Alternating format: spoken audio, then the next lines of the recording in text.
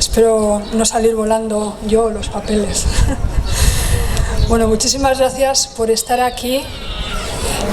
Agradezco, por supuesto, a la Feria del Libro de Teruel, a todas las instituciones, muchos de sus representantes aquí presentes, a patrocinadores que la apoyan, a todos los trabajadores y trabajadoras de la cultura y de la administración, a los libreros, libreras, editores, editoras que la hacen posible y, por supuesto, a los lectores y las lectoras que pasearán entre libros durante el fin de semana. También a Patricia, aquí al lado, por planear todo con tanto cuidado y tanta paciencia, por lo menos mi visita, que me has tratado muy bien, no solo esta vez, también la anterior, así que muchas gracias.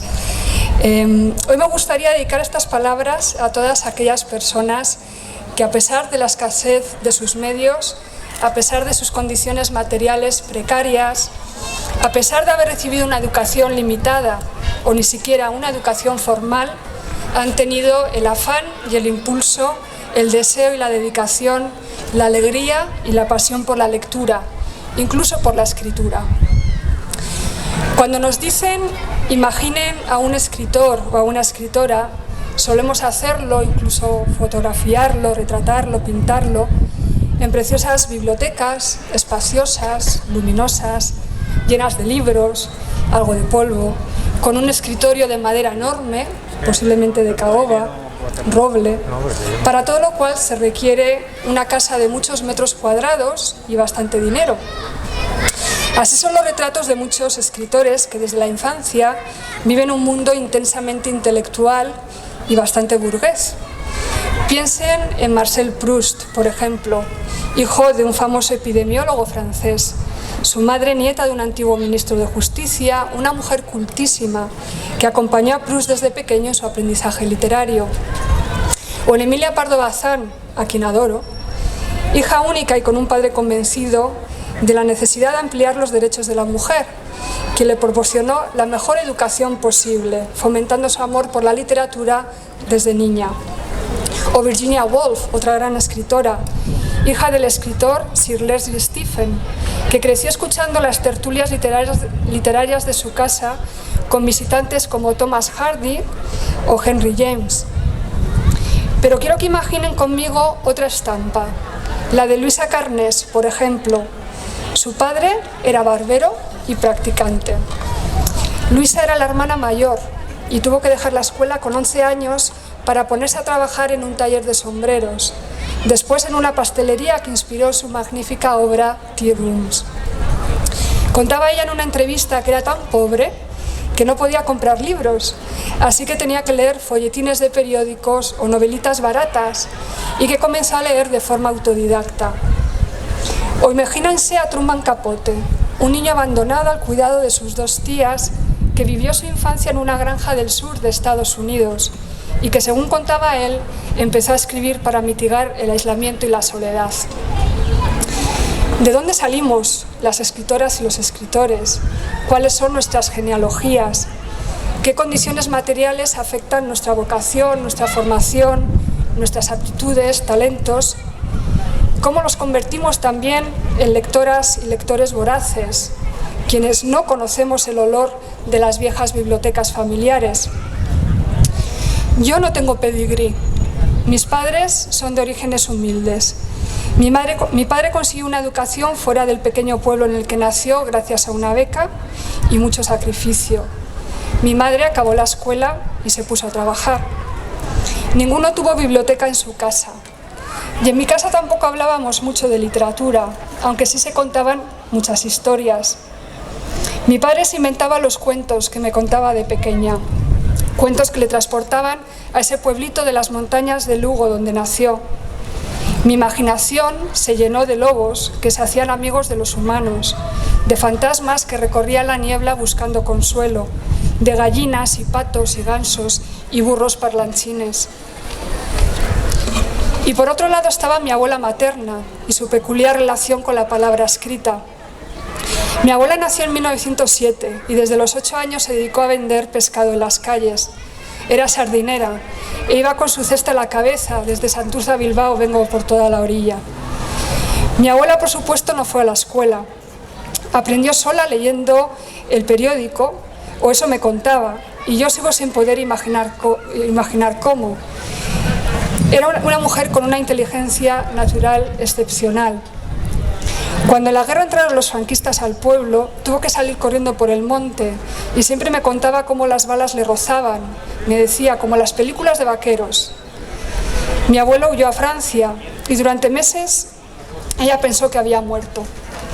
Pasaron los años, penurias varias, pero por fin mi abuela abrió una pescadería en Bilbao.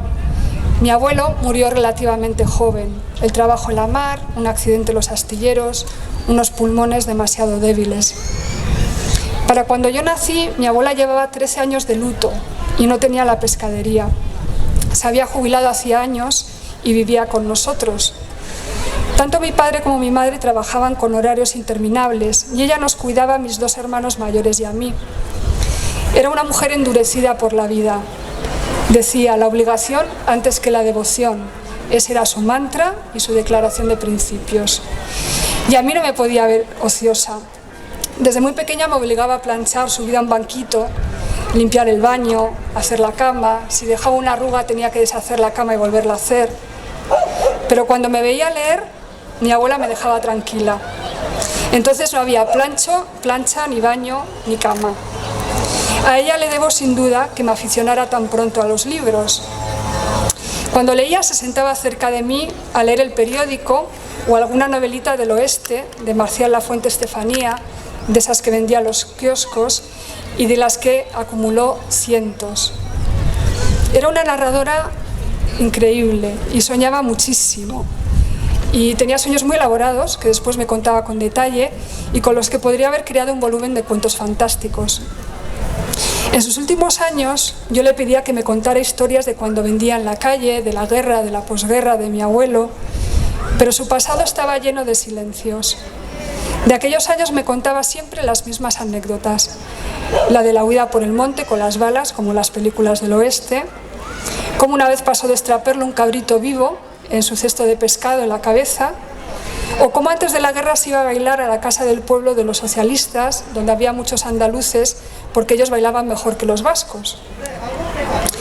Tal vez adentrarse en otros recuerdos, los que a mí me interesaban, suponía para ella demasiado dolor. Murió con 97 años cuando yo trabajaba en Estados Unidos. Las últimas veces que volví a casa, ella me pedía que leyera en alto sus novelitas del oeste, porque ella ya no veía bien. Yo le recriminaba que siempre fuera la misma historia, pero con distintos personajes. Y ella me decía que igual sí, pero que a ella le gustaban.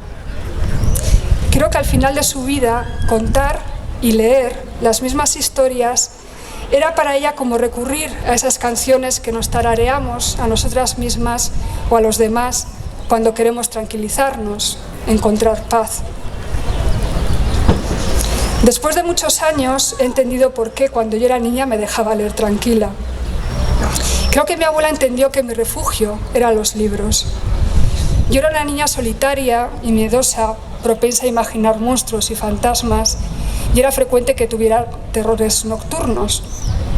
Y yo no tenía una habitación propia, la compartía con mi abuela. Y a ella le gustaba quedarse hasta muy tarde viendo la tele. Yo me iba a la cama a leer y ella cada poco rato venía a decirme que apagara la luz. Pero yo nunca quería apagarla, por 2 motivos que en realidad era uno: por miedo y porque sentía que cuando leía estaba segura, que la ficción me protegía. Mientras estuviera dentro del libro, nada me podía pasar. Y creo que por eso la mayoría de las noches mi abuela me dejaba leer hasta que me quedaba dormida, a pesar de ser tan estricta para todo lo demás. Hace varios años visité una escuela en la Comuna 13 de la ciudad de Medellín, en Colombia, una de las zonas más violentas de la región, que hoy ni me imagino cómo estará. Estaba allí para una feria del libro y los profesores de la escuela de la comuna me invitaron a reunirme con sus estudiantes adolescentes. Habían compartido con ellos fragmentos de El eco de los disparos, un ensayo en el que yo reflexioné sobre las secuelas de la violencia en Euskadi y su representación en la cultura, y los chicos habían trabajado sobre sus propias experiencias a partir de mi texto. Los profesores me explicaron que llevaban una década trabajando en este centro y que los años más violentos intentaron desarrollar actividades extraescolares creativas para que los niños no tuvieran demasiado tiempo libre ni en las calles ni en sus casas, y para canalizar así los traumas a los que inevitablemente se enfrentaban en su vida cotidiana. A pesar de que ya se habían superado los peores años de la violencia cuando yo estuve, todavía muchos de los estudiantes tenían miembros de sus familias metidos en bandas que se disputaban el territorio. Durante la visita, un muchacho de 16 años leyó un texto sobre su familia que había sido asesinada. No dijo cuántos, no dijo cómo, no dijo quiénes. Este chico, pensé, es ya un gran escritor. Todo su dolor estaba contenido en un breve texto en el que no necesitaba explicar nada. Me dijo que escribía porque era la única forma de entender lo que sentía y lo que pensaba, pero que sabía que nunca llegaría a ser escritor. Aunque le animé a seguir escribiendo, no me atreví a contradecir su pesimismo, a decirle eso de si quieres puedes. Sería un insulto para un chico que nace en la Comuna 13 de Medellín. Había también otra muchacha a la que le tembló la voz al leer. Había escrito un texto que planteaba la imposibilidad de entender por qué sus tíos, a los que ella adoraba, se habían convertido en sicarios. Un texto que mostraba el dolor y la rabia de saber que sus tíos estarían muertos o en la cárcel antes de que ella acabara de crecer. La rabia de saber que algunos de los miembros de su familia que ella más quería decidieron vivir matando. El resto de los adolescentes allí reunidos, aproximadamente un centenar, escucharon en silencio a estos dos compañeros. Había tensión, había emoción, reconocimiento, algunas lágrimas. Y en ese momento entendí, como en ningún otro, que hay personas que nacen para narrar. No solo porque haciéndolo atrapa la percepción que uno tiene de su propia experiencia. Una niña que aprende a leer cuando acaba de vender pescado en la calle. Otra que sueña con escribir mientras sirve el té a señoras burguesas en una pastelería. Un adolescente huérfano y pobre como yo ni siquiera soy capaz de entender, que escribe un relato en el que atrapa un dolor que de otra manera se vuelve innombrable. También una librera que decide abrir una librería en el barrio obrero precisamente porque es obrero. La editorial que con su catálogo nos da la posibilidad de pensar mejor, sentir mejor, ser mejor. Es muy posible que entre ustedes también haya lectoras voraces cuyas historias familiares sean parecidas a la mía. Abuelos y abuelas que apenas aprendieron a leer y escribir. Padres y madres que se deslomaron para darles una educación. Quizás sea usted la primera persona de su familia que va a la universidad. Quizás ahora que se ha jubilado ha empezado a leer, incluso se ha apuntado a algún club de lectura.